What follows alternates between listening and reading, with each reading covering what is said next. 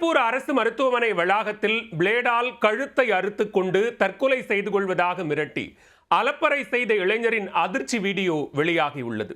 மருத்துவமனை ஊழியர்களுடன் ஆக்ரோஷ சண்டையில் ஈடுபட்டு அத்துமீறிய சம்பவத்தில் நடந்தது என்ன?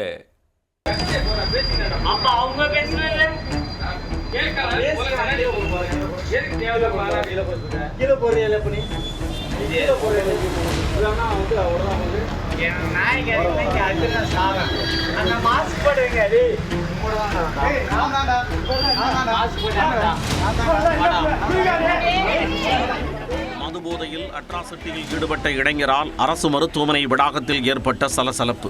பிளேடால் வெட்டி ஊழியர்களை கொலை செய்ய முயன்றதாக பகீர் குற்றச்சாட்டு. நடந்தது என்ன?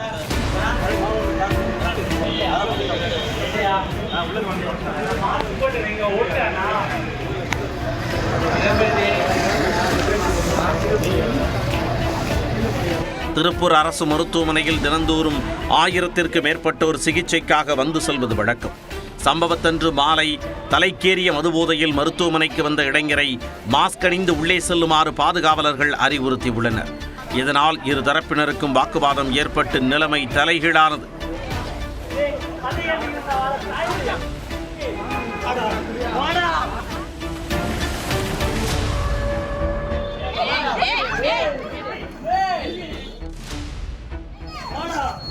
மதுபோதையில் இருந்த இளைஞர் தகாத வார்த்தைகளால் பாதுகாவலரை பிளேடால் தாக்கி கொலை மிரட்டல் விடுத்ததாக கூறப்படுகிறது. மேலும் பிளேடால் தனக்குத்தானே அறுத்துக்கொண்டு தற்கொலை செய்து கொள்ளப் போவதாகவும் அங்கிருந்தவர்களை அலறவிட்டுள்ளார்.